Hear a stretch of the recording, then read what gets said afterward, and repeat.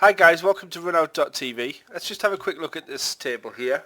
We're doing a bit of training today about advanced techniques in 9-ball, so you can improve your game and hopefully beat me up when you see me in the online games when it eventually opens up, which I don't have a date for, by the way, so don't ask that question. I get it all the time.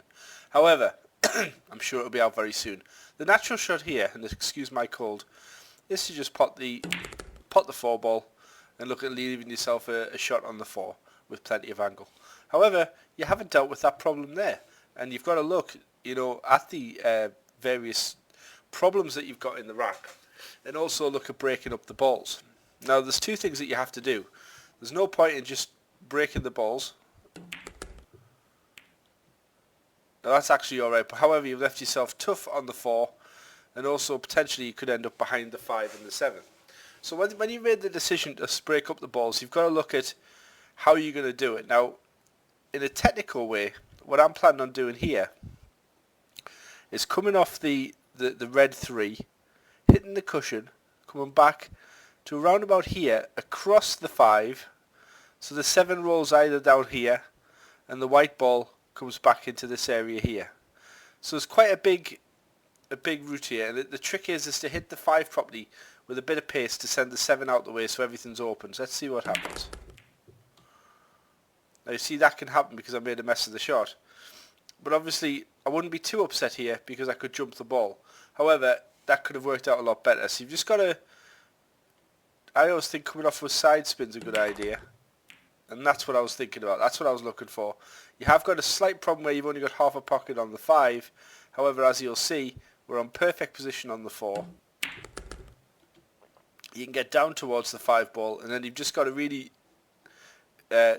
concentrate to pot the 5, don't hit the 7, get yourself back out for the 6 and continue your run there, because that way you've opened the rack up for yourself, and the chances are now that you're the heavy favourite to run the rack. So that's the trick here. So you see, we opened up our problem. We didn't get right the first time, but when you think carefully about the shot and practice these, you can always press undo on training, remember, and then you can have a go. Let's have a look at another one then. So let's have a look at this situation then. We've broke off, lost the white a little bit, but we're on the 1 ball, and we've potted the 4. And we're looking at the table and we're thinking, it's reasonably well open, but there's one big problem. What do we do about the 2? Now, you don't always have to clear up. Obviously, there's one shot, let's try it, where we can try and get into them. So, that might be a chance, but obviously I've made a mess of it. And there's not really a shot, and obviously that's an error. So let's go back, and then we think, well, we don't have to play, we don't have to pot everything. We can simply pot the 1 ball, play position to lay a safety on the 2, and then looking very carefully at what angle we can get the 2 past and making sure you hit a cushion. I think it's just going to make it. Yep, and there we go. We've laid a good safe, and our opponent has a few problems. So the moral of that little short lesson is, don't always go for the attacking shot.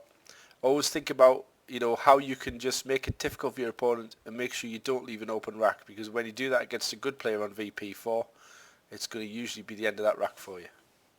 Right, you're in this rack and your opponent's just giving up the table. This is the final example of this video, but it's just to get you thinking about run out shape and also how to break up clusters. And what are you going to do? And you have to start planning for how you're going to sort that 7 out right from the beginning of your run. So what I would recommend is that you've got a number of options. For example, we could pot the 1, leave ourselves straight in on the 3, leave the white just about where the 3 is, and then do a topspin shot to hit the 7 about half ball and open it up that way. Of course, we could go the other way as well. If we have a look, the 5 does go into that pocket, and it is tight. The only problem is if you hit the 9, you could end up sitting behind the 9 and being snookered, so it's probably safer to go another way. So let's just see how this rack pans out. You've always got to have a plan B. The pots are okay, but let's see if we can land straight on the 3.